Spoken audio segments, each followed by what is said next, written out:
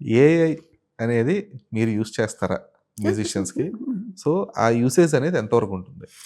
Usage అనేది నేనెట్లా చేస్తానో చెప్తా సరదాగా. ఓకే. హ్మ్. నాకు ఈ ఐడియా వచ్చింది కదా! అసలు దీంట్లోకి ఇదేం ఐడియా ఇస్తదో చూద్దాం అని చేస్తా.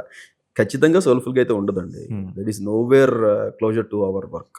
అంటే అది చిన్న పిల్లల ఆటలాగా అనమాట. ఏఐ అనేది. ఇప్పుడు మనకి ఏఐ మ్యూజిక్ చేయటం అనేది హ్మ్, ఒకప్పుడు మనం చ చ చిన్న చిన్న ఫోన్స్‌లో వీడియో గేమ్స్ ఆడుకుంటూ నవ్వుకునేవాళ్ళం కదా! ఆ టైప్ ఆఫ్ అది ఎప్పటికి అది మ్యాచ్ చేయాలి. ఒక హ్యూమన్ మైండ్‌ని మ్యాచ్ చేయాలి అంటే గనక అది ఎంతవరకు సాధ్యపడుతుంది అనేది నేను ఇప్పట్లో నమ్మదలుచుకోవట్లేదు. హ్మ్. ఇట్ విల్ టేక్ టైమ్ అండి. ఇంకొక సెంచరీ అయినా ఆశ్చర్యపోక్కర్లేదు. ఓకే. అంటే మీరు ఎంతవరకు యూజ్ చేస్తారు దాన్ని అసలు? దేనికి యూజ్ చేస్తారు?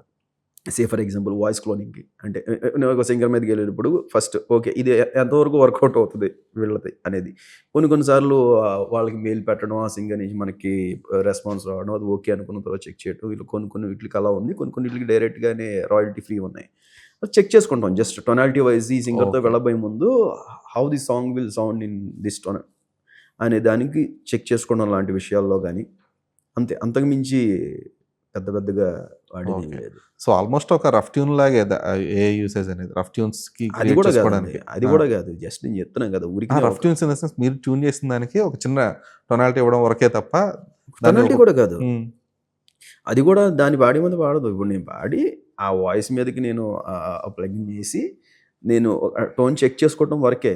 మళ్ళీ if I okay. Want to get that permission నేను మళ్ళీ వాళ్ళకి పే జేసి నేను ఆ పర్టిక్యులర్ సింగర్ ఎవరైతే ఉన్నారో వాళ్ళకి పే జేసి చేసుకోవాల్సింది. ఇప్పుడు నా వరకు ఎందుకు డైరెక్ట్‌గా ఇప్పుడు 'రామ్ చరణ్' సార్ ఫిల్మ్‌లో మొన్న 'దలేర్ మెహందీ'. 'దలర్ మెహందీ' సార్ హ్మ్. వాయిస్‌లో చేశామని తమన్ సార్ చెప్పారు కదా! అవును. Same as like as it is. అంటే ఓకే. ఏ మేరకో ఆ మేర వరకే వాడగలం తప్పితే పాటంతా ఆ వాయిస్‌లో పెట్టేస్తాం అంటే గనక మీకెక్కడో మీకు ఆ ఒరిజినాలిటీ నేచురాలిటీ మిస్ కనబడదు. అవుతుంది. హ్మ్. ఏదో రోబోట్ పాడుతున్నట్టు ఉంది. ఏంటో రూపాయి బిళ్ళేస్తా అని ఫీలింగొస్తది. ఓకే. సో, ఏఐ వల్ల అయితే పెద్ద థ్రెట్ ఏం లేదు ఏం లేదు. మ్యూజిషియన్స్‌కి ఏం గాని లేదు. ఎవరికైనా కూడా.